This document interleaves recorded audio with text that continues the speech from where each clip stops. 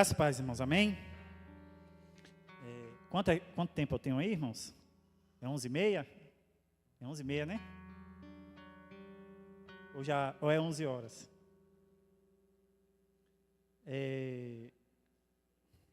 Eu vou falar de um tema aqui que eu não gosto de... Não, eu relutei muito em falar, mas eu acho que é muito necessário para os nossos dias, e até mesmo pela a maneira que muitas vezes é colocado de uma maneira exagerada e até distorcida, né? Vamos falar aqui sobre batalha espiritual. Vamos abrir aqui o texto de Efésios 6, capítulo 6, versículo 10 ao 19.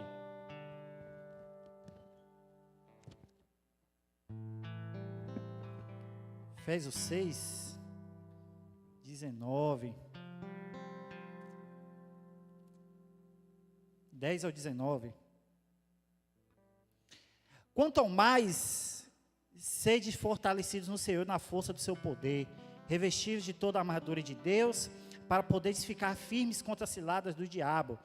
Porque a nossa luta não é contra a carne e o sangue, e sim contra principados, potestades, contra dominadores deste mundo tenebroso, contra forças espirituais do mal nas regiões celestes. Portanto, tomai toda a armadura de Deus, para que possais resistir no dia mau, e depois de ter vencido tudo, permanecer inabaláveis. Estai, pois, firme, cingido com a verdade, vestido a couraça da justiça, calçai os pés com a preparação do evangelho da paz, embraçando sempre o escudo da fé, com o qual podeis apagar os dardos inflamados do maligno. Tomai também o capacete da salvação, espada do Espírito, que é a palavra de Deus, com toda oração e súplica, orando em todo o tempo no Espírito, e vigiando com toda perseverança e súplica por todos os santos, e também por mim, para que me seja dado abrir da minha boca a palavra, para que com intrepidez fazer conhecido o mistério do Evangelho. Amém, irmãos? Esse tema de batalha espiritual, às vezes é exagerado por alguns, distorcido, e às vezes negligenciado por outros, por causa desse exagero que existe com relação a este tema. E esse texto de Efésios, ele é muito claro.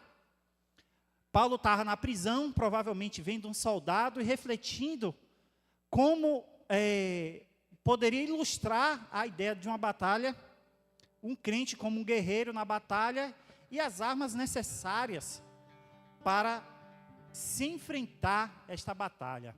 Mesmo que você não queira acreditar em batalha espiritual, ela existe no seu dia. Você não acreditar não significa dizer que ela vai deixar de existir.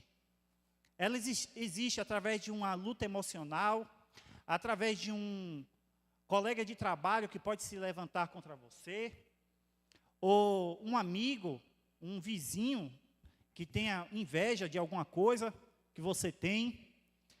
A oposição do diabo contra a igreja no decorrer dos tempos. Isso reflete que a todo momento, mesmo que a gente negligencie esse assunto, nós estamos numa guerra a todo momento. A gente está numa guerra quando a gente quer ler a Bíblia e não consegue. A gente está numa guerra quando a gente tenta orar e não ora o suficiente. É porque existe, de alguma maneira, uma oposição que se faz a nós, de maneira com que a gente não fique firme na presença de Deus. Quando a gente fala de batalha espiritual, a gente pode falar aqui de 3 inimigos, que muitos já conhecem, né? O mundo, o sistema influenciado e dominado pelo diabo, a carne, natureza caída, presente no homem, e que se inclina contra os desígnios de Deus, e o próprio diabo, que é o inimigo, cujo objetivo é nos afastar de Deus. Quando a gente fala do mundo, a gente tem o mundo que a gente vive, né? O mundo físico, e a gente fala de mundo, a gente fala desse sistema que se opõe sistematicamente a Deus, seja através de ideias, ideologias, seja através de uma ação, de uma prática, através dos meios de comunicação, da televisão. E por que a gente fala do mundo como opositor a Deus? Porque, se você for lá em Efésios, no início, e esse livro de Efésios é um livro muito interessante quando a gente fala de batalha espiritual. Porque é o livro da Bíblia que mais fala sobre as forças malignas. Fala sobre o espírito que nasce, que está sobre os filhos da desobediência. Né? Vamos ler aqui em Efésios 1. Efésios 1 não, Efésios 2. Efésios 2 aqui, ó, versículo 1. Ele vos deu a vida, estando vós mortos em vossos delitos e pecado, nos quais andastes outrora, segundo o curso deste mundo, segundo o príncipe da potestade do ar, e o espírito que atua sobre os filhos da desobediência, entre os quais também nós andávamos outrora, segundo as inclinações da nossa carne, fazendo a vontade da carne e dos pensamentos. Eram por naturezas filho da ira, como também os demais. Ou seja, o que Paulo está falando é que a pessoa no seu estado natural, afastado de Deus, descrente, ele está em maior ou menor medida segundo os príncipes das potestades do ar, que são o espírito maligno, que sejam através de uma ideia, seja através de um vício qualquer, da bebida, do sexo. Ele age sobre as pessoas, às vezes sobre a própria cegueira de não atentar para a palavra de Deus.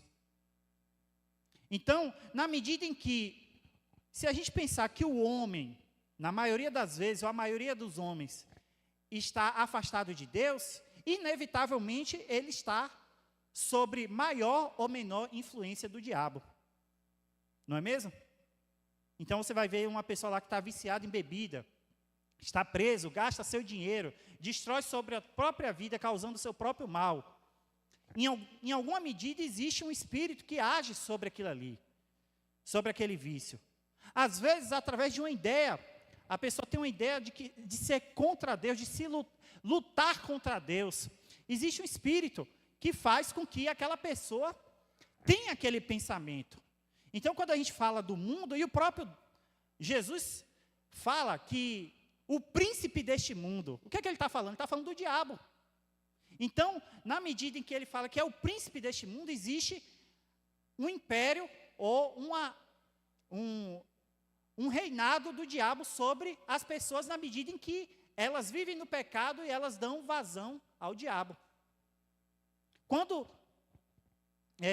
na tentação, o diabo chegou e falou bem assim: eu te darei todos esses reinos, se prostrado me adorares. O que é que ele está falando? Ele está falando, expondo a Jesus, a influência que ele tem sobre o mundo, a humanidade. É tanto que Jesus não nega.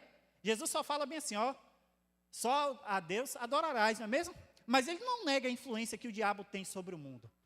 Sobre, às vezes, os poderes, às vezes sobre a mídia. Né? Se você for observar em várias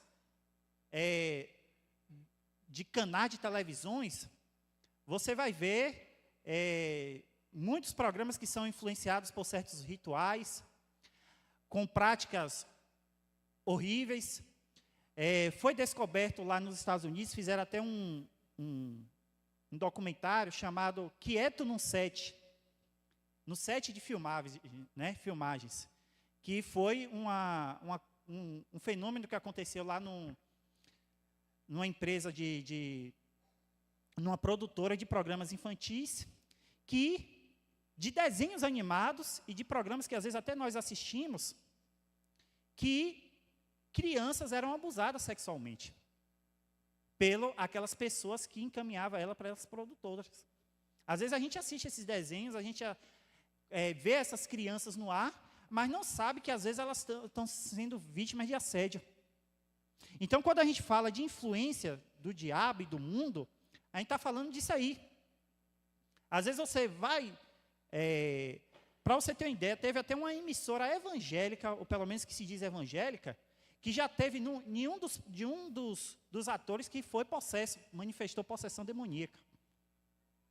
Estava fazendo novelas bíblicas. O cara teve um evento demoníaco. Então, quando a gente fala de batalha espiritual, a gente está falando disso aí. A gente está falando da carne. Romanos 8, 1, fala bem assim que o homem espiritual, ele se inclina para as coisas espirituais, e o homem carnal, ele se inclina para as coisas carnais. Então, quando a Bíblia fala da carne, que é um outro inimigo que nós temos, a carne é a nossa natureza caída que se manifesta, que a gente vai mortificando. Essa mortificação, ela não é no sentido que a gente vai matar a carne, mas que a gente vai fazer com que ela esteja sob o controle espiritual. Entendeu? Porque a todo momento, ela vai querer se manifestar para intentar fazer ou a gente se esfriar na fé, ou a gente cometer o pecado. A carne não é necessariamente a manifestação de pecado, do pecado pontual, da mentira, da prostituição. Mas está falando de uma natureza que se manifesta de maneira a fazer com que a gente seja insensível às coisas de Deus. Então, por exemplo, quando você passa o dia todo sem orar ou sem ler a Bíblia, em alguma medida isso é uma manifestação da carne. Porque a inclinação do Espírito é fazer com que, em algum momento, você sinta o desejo de orar, de ler a Bíblia, de vir à igreja, de buscar as coisas de Deus. Quando você vê aquele camarada, a gente estava até citando aqui na EBD, na classe dos homens, existe aquelas pessoas que são bem... Chega na pregação, critica pregação, critica todo pregador. Aí você vê aquele que é novo decidido, toda a pregação para ele é boa, não é? Sabe por quê? Porque, às vezes, essa pessoa está muito mais inclinada a ouvir aquilo que Deus tem a dizer para ela do que aquele outro que, pela carne, está ali querendo só criticar e só ver o lado ruim. Então, a carne não é necessariamente a prática do pecado, mas ela é insensibilidade às coisas de Deus, que pode manifestar a você, induzir a você cometer o pecado contra Deus. Por isso que Paulo fala, da inclinação das coisas espirituais e das coisas carnais. Quando você começa a buscar mais a Deus, a sua sensibilidade espiritual vai aumentar. Quando você busca mais a Deus, você se sente longe de Deus. Como assim, Fernando? Isaías 6. Isaías viu Deus assentado no trono. Ele viu Deus. Imagine você ver Deus. Claro que ali a gente fala que foi a manifestação de Deus, porque ninguém consegue ver Deus. Foi como Deus se manifestou a Isaías. E qual foi a primeira palavra que Isaías falou? Ai de mim que eu sou homem de impuros lábios. A primeira percepção que você tem quando está perto de Deus é se sentir longe de Deus. Isaías estava perto de Deus, mas ele se sentiu longe de Deus. Por isso que os fariseus estavam longe de Deus, porque eles se sentiam perto de Deus. Eu dou o dízimo, não era assim que eles falavam? Eu dou o dízimo de tudo que eu tenho, eu sou filho de Abraão. E Jesus está falando, vocês estão longe de Deus, porque vocês, na sua cegueira espiritual, vocês se acham perto de Deus. A pessoa que está perto de Deus, a cada momento vai falar, Senhor, eu preciso orar mais, eu preciso ler a Bíblia, eu não estou como o Senhor quer que eu esteja. Então, a gente tem que ter essa percepção espiritual. O diabo, que é o inimigo das nossas almas. Quando a gente fala do diabo, e a gente inclui também os demônios, a gente não deve ter duas atitudes com relação ao diabo. Nem subestimar o seu poder, e nem supervalorizar o poder do diabo. O diabo é um ser espiritual, ele não tem limitações que nós temos de ter que comer, de ter que descansar. Não tem limitações físicas de ir para um lugar para o outro. O diabo é muito mais velho do que nós, né? Então ele tem mais experiência, tem mais ciência, né? Ele esteve com Deus, né? E ele sabe o que é o correto e o que é errado, muito mais às vezes do que nós. Ele sabe, conhece às vezes as nossas fraquezas, os nossos pensamentos, mesmo porque ele coloca coisas na nossa cabeça. Ele não conhece todos os nossos pensamentos, mas muitas vezes ele percebe pela leitura que ele faz espiritualmente de nós, ele sabe quando a gente está com raiva. Porque, às vezes, ele vai olhar e vai ver aquilo que está dentro de nós. Por exemplo, Eliseu, a gente vai entrar nesse ponto. Eliseu estava lá com seu servo, e Eliseu tinha uma visão espiritual muito mais apurada. Ele falou: Senhor, abra os olhos do meu servo, não foi? Para ver aqueles que estão conosco são maiores do que o que está com eles. Isso é uma percepção espiritual apurada. Então a gente não deve subestimar o poder do diabo, porque inclusive ele se disfarça em anjo de luz, e ele usa até mesmo a palavra de Deus para nos desviar de Deus. Imagine aí, o diabo usar a palavra de Deus para lhe desviar de Deus. Não foi isso que ele fez com Jesus? Está lá escrito no Salmo 91, né? Se você jogar os anjos vai... Não é?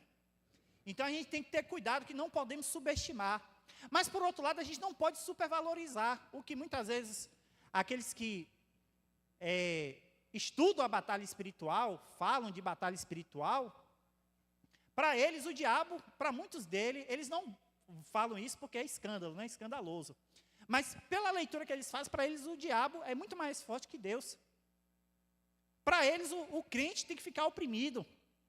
Para eles o crente pode ficar lá 10, 20 anos orando, jejuando, mas sempre tem alguma coisinha espiritual que ele não está liberto. Aí a Bíblia fala: maior o que está em nós do que o que está no mundo. Você já tem a noção da profundidade disso? Maior o que está em você do que o que está no mundo. O que a Bíblia está dizendo? Que é possível vencer o diabo. Entendeu? A gente não pode subestimar o poder do diabo, nem pode supervalorizar o poder do diabo. Ah, mas falta isso aqui, porque eu pisei aqui na casca de banana e o diabo entrou na minha vida, e aí eu fico não sei quantos anos de jejum, de oração e não consigo. Tem alguma coisa errada. Aí o diabo usa esse entendimento para lhe oprimir mais. Não é o diabo que entrou na sua vida, é o entendimento que ele criou na sua mente para tomar conta da sua vida. Você já percebeu que às vezes as pessoas mais oprimidas,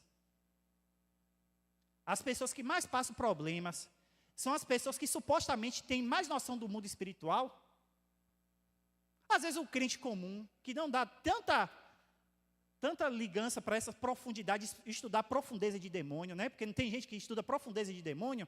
Ah, tem um demônio aqui, tem um demônio ali, tem um demônio que fica na esquina. Às vezes as pessoas são muito mais oprimidas do que as outras. Infelizmente, a gente teve um caso aqui, de um cara que dizia que era ex-satanista, o Daniel Mastral, né? Que tinha todos os segredos do mundo espiritual. E o filho dele se suicidou e depois ele morreu. Será que isso cabe a um crente? Isso cabe a um crente? Será que uma pessoa comum, que não sabe nada do suposto mundo espiritual que ele diz, por que não acontece nada com essas pessoas? Ah, não, é porque o diabo investe mais nessas pessoas. Então, se a pessoa sabe mais, é porque ela vai ter o poder maior de cancelar esse poder, esse efeito maligno, não é mesmo? Então, a gente tem que ter muito cuidado, irmãos. A batalha espiritual no Antigo Testamento. Como eu já disse aqui no texto, no texto de Eliseu, por exemplo, no Antigo Testamento, os judeus, eles tinham a noção de que tudo vinha de Deus, o bem e o mal. Né? É tanto que, quando você lê o Antigo Testamento, a figura do diabo, ela sempre está subordinada a Deus. Entendeu? Jó, quem permitiu o diabo ir lá para Jó? Foi Deus. O espírito que estava sobre Saul, né? Veio da parte do Senhor, né? O espírito maligno que se manifestava para até matar Davi. Os falsos profetas de Acabe, o espírito mentiroso se apresentou diante de Deus para usar na boca do falso profeta para enganar Acabe. Então, a literatura do Antigo Testamento, isso é uma visão do Antigo Testamento, não é? Era de que o poder, não era que Deus era o diabo, ou que Deus era o mal, mas que o poder do diabo estava submetido a Deus. Ou o poder dos demônios, do espírito maligno, estava submetido a Deus. É tanto que quando você vê aquele pecado de Davi, que ele faz o recenseamento e que Deus pune, se lembra? Lembra que Davi faz o recenseamento para ver quantas pessoas existiam ali em Israel. No texto, se eu não me engano, de 1 Samuel, diz que foi Deus, e no texto de Crônicas diz que foi o diabo. Por quê?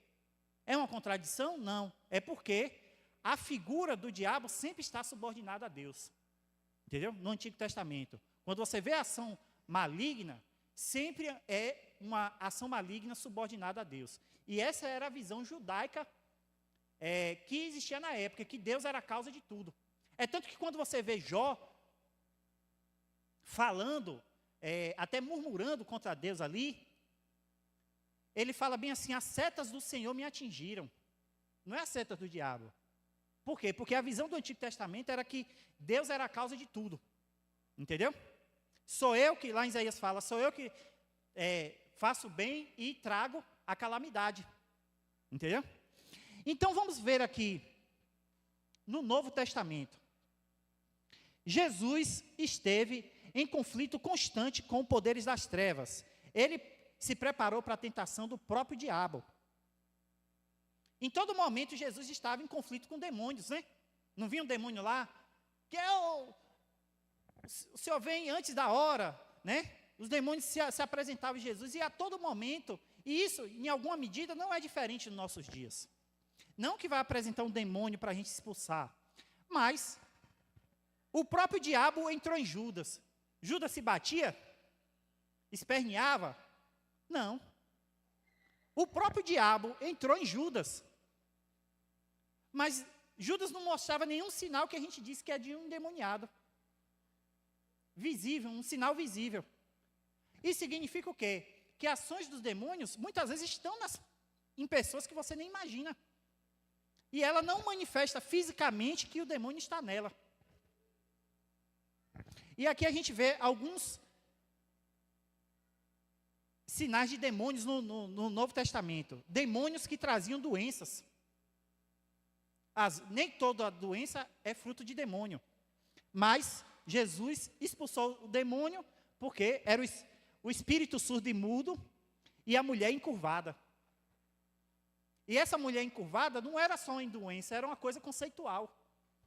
Porque o homem sem Deus, ele vive encurvado. Ele vive desanimado. Ele vive sem ânimo, vive sem esperança. E às vezes você chega lá, Deus lhe usa para trazer ânimo, para trazer alegria, para trazer esperança às pessoas. E esse espírito ela falava, essa mulher, essa filha de Abraão. E aí os fariseus queriam que ela continuasse curada para não ser curada no sábado, né? Aí existe isso aí também. Demônios que estimulam práticas estranhas, né? E que delegam grande força física, né? Aí teve pessoas endemoniadas na Bíblia que viviam entre os sepulcros, né? Que vivia entre animais, vivia mal vestido, né? Sujo, fedendo. Você não já viu pessoas que com certas práticas vivem no lixo? Possivelmente ali é uma ação maligna, diretamente. Porque como é que uma pessoa normal não tem o desejo de se limpar, de se sujar, vai viver em cemitério? Viver em práticas que não são comuns aos homens normais, às pessoas normais. Né? E demandam grande força física. Às vezes o demônio faz com que a pessoa tenha uma força que um ser humano comum, às vezes a pessoa é magra e tem uma força maior do que uma pessoa musculosa. E eu vou falar uma coisa aqui que eu não deveria falar, mas eu vou falar. Tem duas coisas. Uma coisa que Paulo falou e se cumpriu. Paulo falou bem assim, mesmo que um anjo do céu venha mostrar uma outra doutrina, seja anátema. Sabe o que é que Paulo estava dizendo? Ele estava profetizando duas coisas que iam acontecer, não muito distante dos nossos dias. Você já ouviu falar da igreja dos Mórmons? A igreja de Mórmon foi revelada por um anjo. o Joseph Smith disse que recebeu um anjo que falou para ele que ele tinha que restaurar a igreja. Que as igrejas tudo era errada. Você sabia que Maomé recebeu a visita de um anjo? Olha o que Paulo está dizendo se cumprindo. Se vir um anjo do céu, dizendo outra doutrina que não seja essa, seja anátema. E infelizmente, também, eu vou falar aqui, Ellen White, uma das fundadoras da igreja adventista, disse que tinha um anjo acompanhante. E em uma das supostas visões que ela teve, ela disse que o marido dela falecido apareceu para ela, orientando ela. Eles falam que espiritismo é coisa do diabo e que muitas igrejas são espíritas. O marido dela, em visão, apareceu para ela dizendo, dando orientações depois da morte dele. E foi um anjo que andava sempre acompanhando ela. E nas visões que elas tinham, nenhum homem não conseguia segurar ela. Ela tinha tanta força que ela segurava uma Bíblia pesada que ninguém conseguia tirar da mão dela. Temos demônios de adivinhação, Atos 16, 16 ao 18.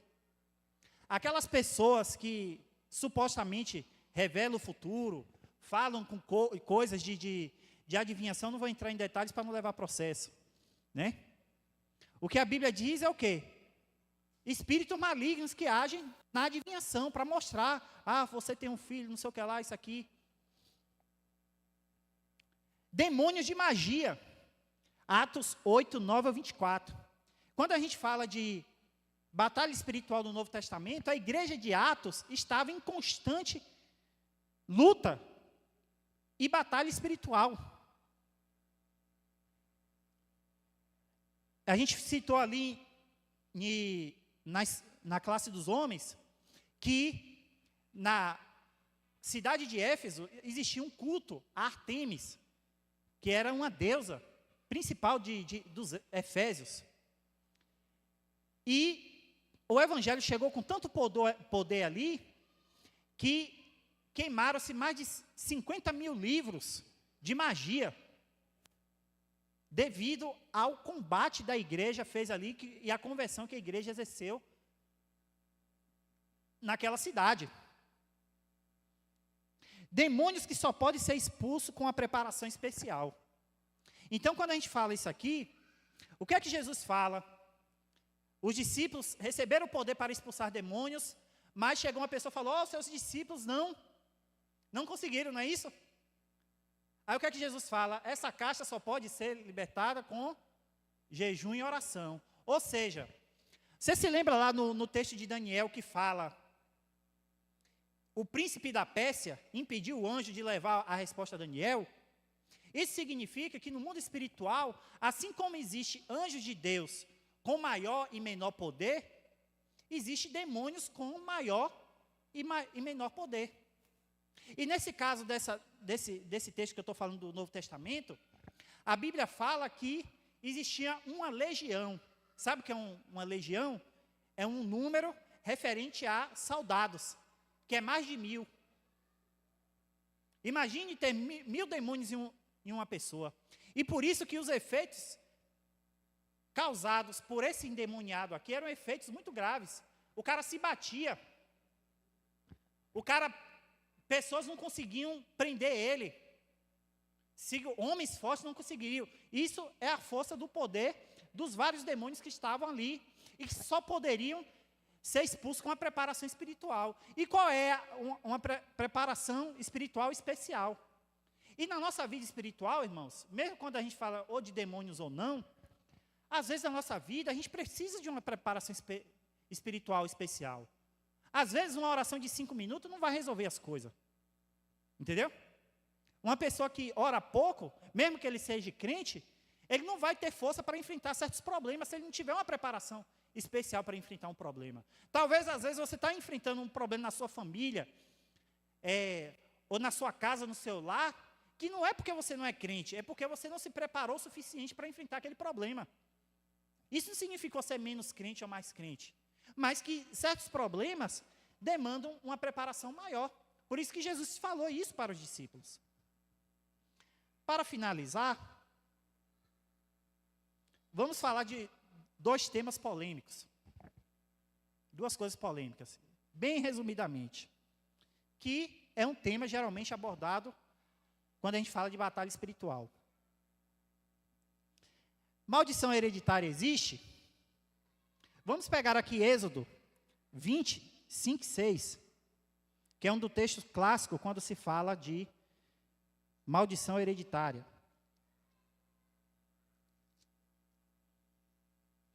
Então Deus falou essas coisas, as palavras: eu sou o Senhor, teu Deus que tirei da terra do Egito da servidão. Vamos pular aqui para o versículo que nos interessa, 5. Não adorarás nem prestará culto, porque eu sou o Senhor teu Deus, Deus zeloso, que visita a iniquidade dos pais e dos filhos até a terceira e a quarta geração, daqueles que amam e aborrecem. Faça misericórdia até 1000 gerações daqueles que amam e guardam os meus mandamentos. Amém? Então, qual é o contexto que está falando aqui? Muitos que falam de maldição hereditária usam esse texto para justificar. Existem outros textos. Mas aqui ele está falando do contexto da aliança. Entendeu? Então, Deus firmou uma aliança com os israelitas e falou bem assim: se vocês viverem na prática do pecado, em algum momento eu vou visitar vocês com a punição desses pecados. É tanto que depois veio o quê? O exílio babilônico e o exílio assírio. Entendeu? Deus visitou com a punição. Mas se existisse nesse texto maldição hereditária, existiria bênção hereditária. Olha o que ele disse: faça misericórdia a 1000 gerações daqueles que amam e guardam o meu mandamento. Se o que desobedece vai vir uma maldição, então vai vir uma bênção sobre os filhos daqueles que obedecem. Entendeu? Então, a lei mosaica, ela é baseada que existe um princípio para a gente também nisso aqui. Qual o princípio que vale para nós aqui?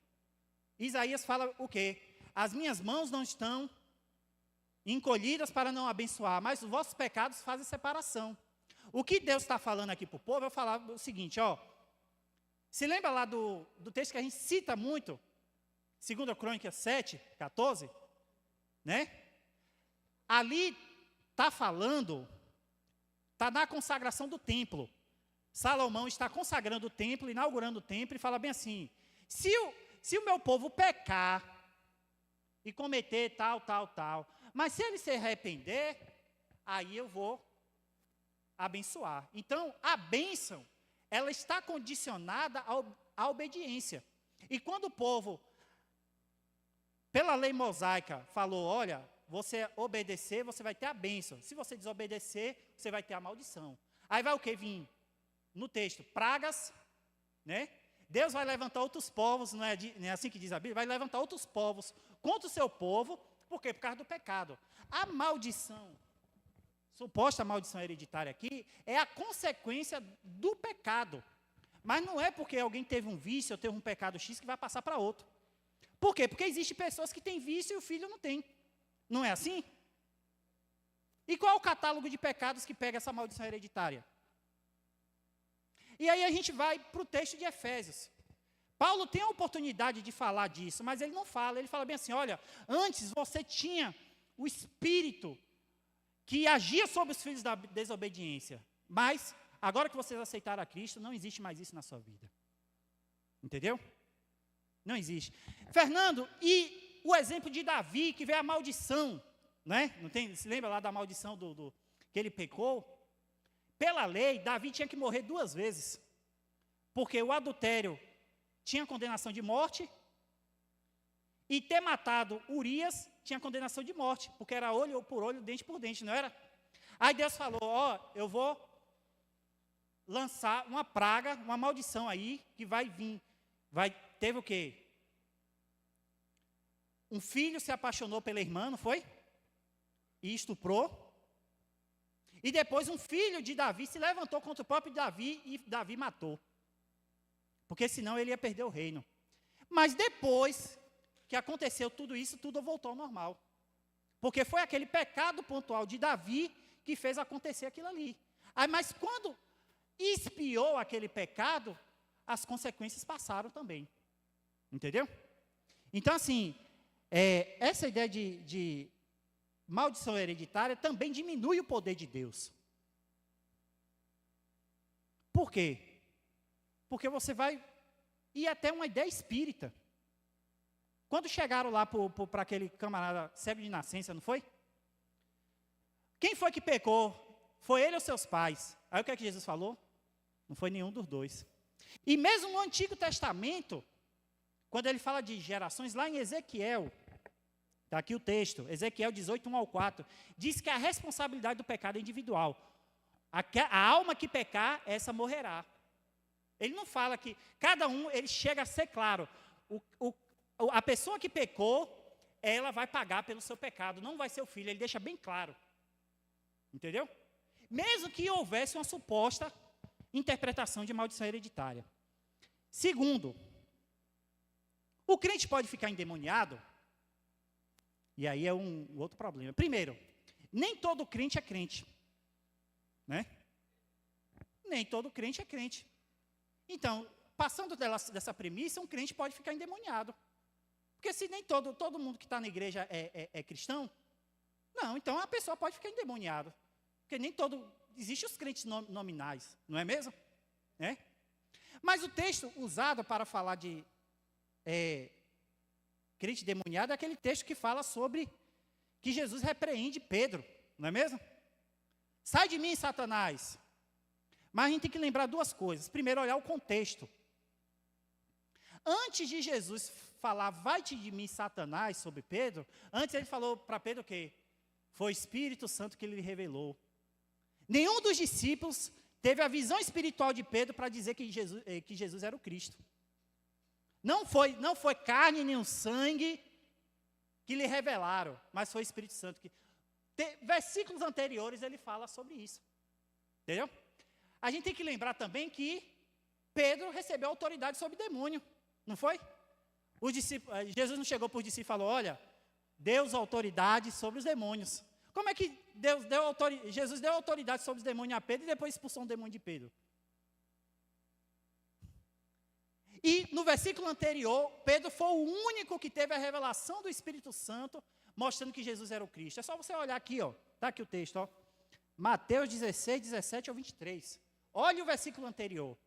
O que a gente pode entender é que o Pedro estava sob a influência do diabo. Você já percebeu que às vezes fala uma coisa que você não queria? Não é? Às vezes o diabo fala no seu ouvido, você escuta e você fala. E a gente tem que ter essa... Mas possessão, morada de demônio é outra coisa totalmente diferente. Opressão existe. Vinde a mim os que estão cansados e oprimidos, eu vos aliviarei. Né? Mas a gente tem que ter cuidado, irmãos, até mesmo, porque às vezes as pessoas falam, brechas. Às vezes a brecha é dado pelo nosso entendimento que a gente tem das coisas. A brecha, às vezes, não é o pecado. Às vezes é o entendimento errado que a gente tem das coisas. Aí você tem um entendimento errado, entra aquilo ali na sua cabeça, aí você começa a ver demônio em tudo. Você vê coisa ruim em tudo. Isso não significa que você não tenha que ter discernimento espiritual. E aí, é o que a gente precisa, irmão, nos nossos dias. Pedir a Deus o dom de discernimento. Você sabia que tem pregador endemoniado? Você é capaz de chegar, de discernir pregador endemoniado? Pregador enganador? Língua estranha do diabo? Cura do diabo? Cura enganosa? Pregador avarento, ganancioso? Essa semana, para finalizar,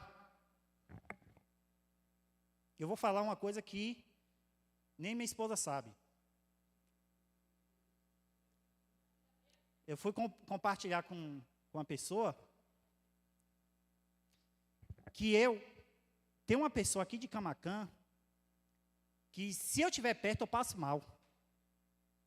Não é uma doença, eu não sei o que é, eu não fico bem.